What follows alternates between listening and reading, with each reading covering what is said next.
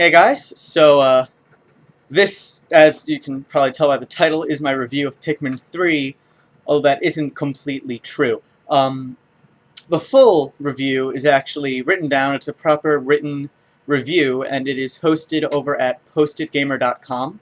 I will put a link in the description below. And please check it out. I did write it. It's the full kind of Pikmin review. And you'll see what I think of the game because I'm going to do something here. I'll explain a bit later. But seriously, link is in the description for the full written review. But now, I thought, I just didn't feel quite right doing a review now without doing a little video for it.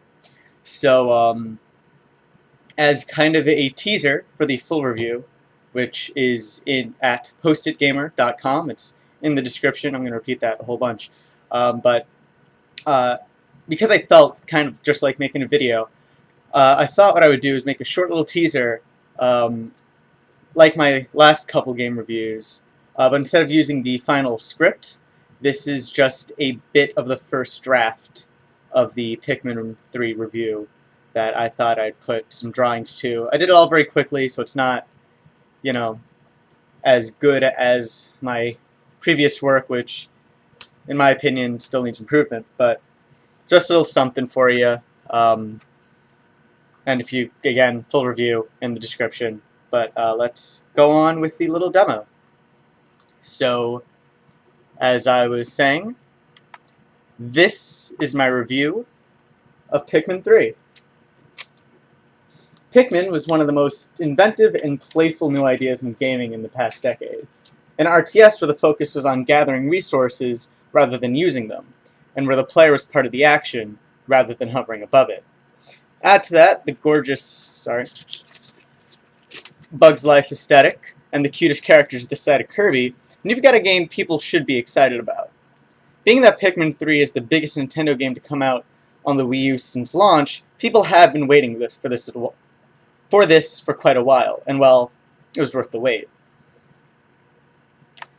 Pikmin 3 is a familiar story. Doomed planet, desperate scientists, last hope, kindly creatures. You play as 3 astronauts on a voyage to find a way to replenish your home planet's food supply. After an unfortunate crash landing damages your rations and a crucial part of your ship goes missing, you have to not only collect food to bring back home, but to sustain yourself while on the planet. Fortunately, the Pikmin, a species of friendly plant-like ant creatures, are there to help, extremely obedient, and have nifty abilities. Gameplay is decidedly more complicated. Your mission is to explore the planet's surface looking for food and your missing ship part.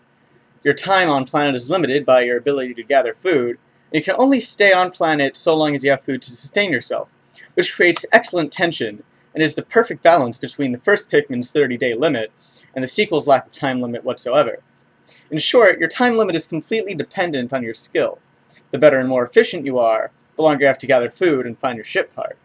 Doing this is made incredibly difficult because of your incredibly tiny stature, the wild terrain, and all the homicidal wildlife.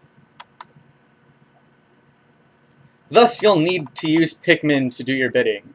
With just a little bit of direction, they lift heavy objects and fight your battles. The Pikmin come in 5 flavors. Red Pikmin are the best fighters and are fireproof. Yellow Pikmin can be thrown higher and are shockproof. Blue Pikmin can swim. Rock Pikmin can break hard surfaces, and Wing Pikmin fly. However, the Pikmin are just as tiny and even more fragile than you, so you must get hundreds of them to be of any use. Pikmin multiply by bringing the carcasses of defeated creatures back to their nest rocket ship thing, where it uses the corpse as some sort of fuel to make seeds. Pikmin are hardcore, yo. Each day tasks you with going to the planet's surface to gather food and find your ship part, using your army of up to 100 assorted Pikmin between the 3 player characters to destroy walls in your way, build bridges, fight off the predators, and carry everything back to base before nightfall when the wildlife gets vicious. There are 4 explorable areas littered with fruit to gather, monsters to make Pikmin out of, and to signal what might be your missing ship piece. There are also a handful of incredibly well-designed bosses that test your skill with the different types of Pikmin and using them effectively.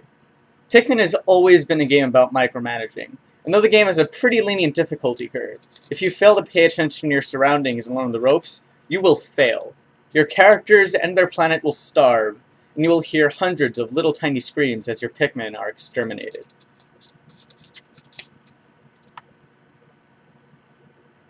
The preferred control scheme for all this is the Wiimote and Nunchuck plus tablet setup. The Wii Remote offers precise aiming when throwing and guiding your Pikmin around, while the tablet acts as a map showing you where the fruit and your Pikmin are at all times, and also allows you to put the astronauts and the Pikmin you're not directly controlling on autopilot to go places. Needless to say, Pikmin 3 is a gorgeous game. The areas you'll explore all have their own style and feel and are incredibly believable thanks to the HD graphics. Pikmin 3 successfully makes a jungle out of a lawn and oceans out of puddles. However, the cartoonish spacemen, Pikmin, and predators never look out of place. Each species of Pikmin is brimming with tiny personality, and each species has its own patterns and behavior. The game doesn't have much of a soundtrack. There are music cues for danger and to punctuate important things, but most of the time you're listening to cute little squeaks and noises of your Pikmin hard at work. Aside from a narrator at the beginning and the end of the game, all dialogue is read in a fake alien language that sounds like a mix between French and Japanese, but is nonetheless well acted. A special nod must also go into the detail that went to giving humorous flavor text to every creature and fruit found in-game. Pikmin 3 delivers a completely believable huge tiny world that you'd want to get lost in if you weren't under so much pressure to leave. And so that's just a quick teaser of the first draft of the full review, which again is in the description at postitgamer.com.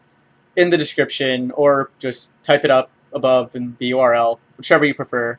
So please, if you like what you saw, please read the full review, comment here or there, doesn't matter, as long as you share your opinion, if you have one. And thanks for watching, thanks for reading the full thing if you do, and I'll be back tomorrow with comics, which gets a couple views every week, so neato. Neato. Oh, also, before I forget, my next game review will probably be Mario and Luigi Dream Team, and that'll also be on Post-it Gamer. I might do another video, but I mean, I just kind of did this because as a transitionary thing. But, you know, keep your eyes open. Thanks for watching. Link in the description. Please go. Goodbye.